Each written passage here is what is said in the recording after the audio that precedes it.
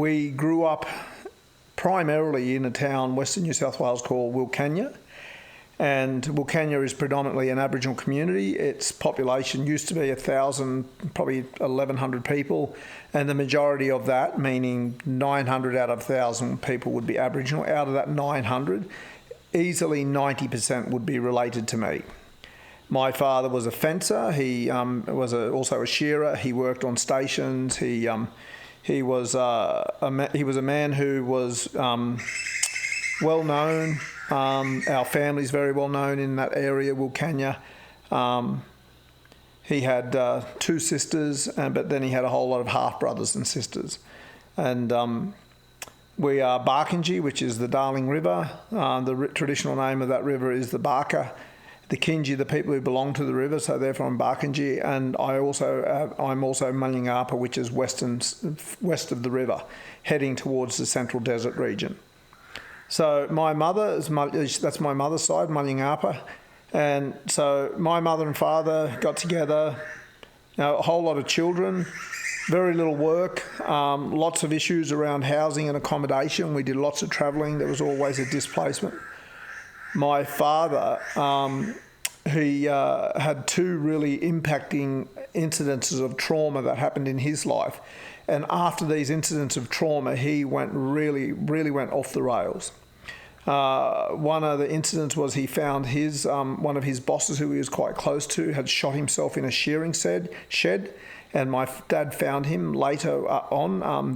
There was a relationship breakup, I believe, and Dad found his boss who'd suicided in a shearing shed. So the guy's body was bloated and maggot blown and all that.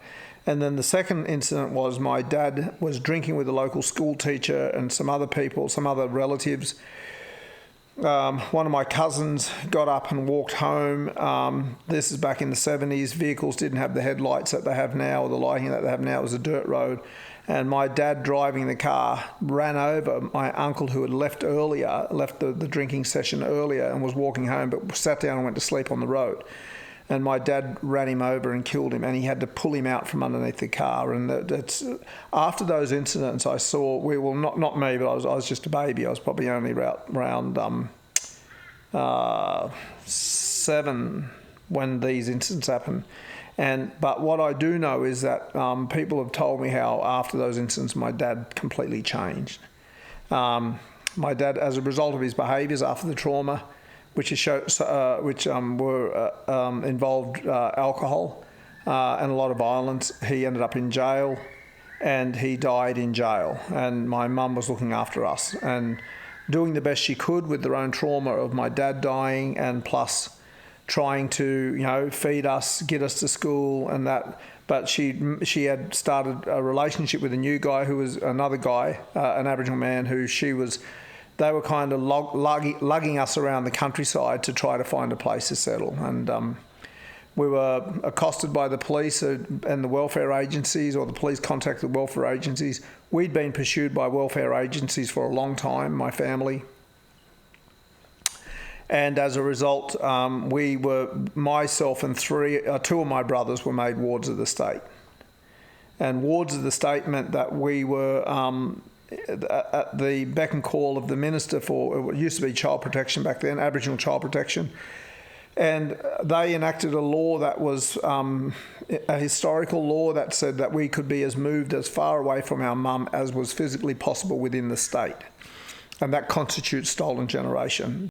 And the agency and the welfare agency associated with them coerced me to say yes to be fostered to a man who then lived in Mullumbimby and his family. And it turned out this man was a pedophile. And this man, whilst I was in his care, he molested and raped me. He also fed me drugs and alcohol. And he also put electrodes on my body, on my genitals, and so on and so forth. So he did some pretty unhealthy stuff. But it traumatized me to a level where I really, really struggle with my identity, struggle with so many things. But prior to that, I'd been exposed to domestic and family violence. I'd been exposed to homelessness. I'd been exposed to community violence as well, and family violence. I'd seen that stuff. So I had a lot of trauma before I got into the boys' home, and then it was just compounded by what happened to me. I was taken out of the care of that man. I'd been only there for about a month, or maybe it was, I can't remember. There's even the times are blurred around this. I thought it was a few months, but apparently it was only about a month that I was there. But it was enough for him to do a whole lot of damage to me.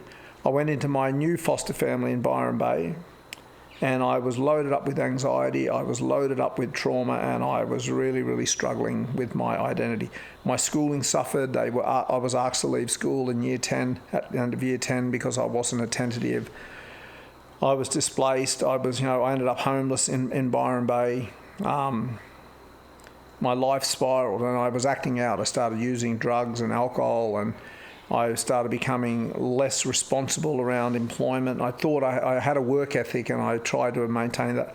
I left Byron Bay at age 19.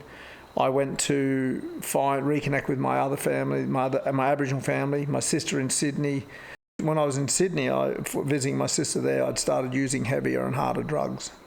And I loaded up on those drugs, and I took them with me when I went to the country towns, not knowing whether I'd get them out there. So harder drugs being mostly, and I took a lot of prescription medication, and I took, but I was also using speed, and I smoked heroin. I never shot up, but I used to smoke heroin when I could get it. And but my life revolved around mind-altering substances up until I was 35, and the experiences of I'd acted out, in violence. I'd acted out, sexually. I'd acted out in a lot of different ways because of this trauma that I carried. And it wasn't until at 35, I ended up in a rehabilitation program, and I was going to take my own life, and I ended up in a rehabilitation program. And that program introduced me to a therapeutic community. It introduced me to recovery. Whilst in recovery and doing a rehab program, I was advised that I should probably go and speak to a therapist, which I started doing in 2005. I ended the rehab program in 2005, I started doing therapy. And I started unpacking the story of my traumas and looking at that. And I'm still do therapy today, and it's been over 15 years. Yeah. But the trauma, like what I do know and observe with the trauma now, and the work that I work in, the field that I work in is around trauma-informed practice. Trauma, the role that trauma played in my life, it basically disrupted my identity and my self-esteem, my self-confidence, my identity, my aspirations and dreams, my drive and passions and motivations, and I was forever trying to just come to terms with the most basic of things on a daily basis. I still lived in fear that the pedophile that hurt me was still out there. He was arrested in 2019. He was coerced to come back to Australia by his daughter. He was arrested. He's in custody. We're awaiting trial for him, and I've tried to come to terms with all these different things that have happened and that I've done in my life, and just to observe and understand and appreciate just how impacting trauma has been on my life as a child, as a youth, as a young person, a teenager, as a young man, then as a man, and now as a middle-aged man.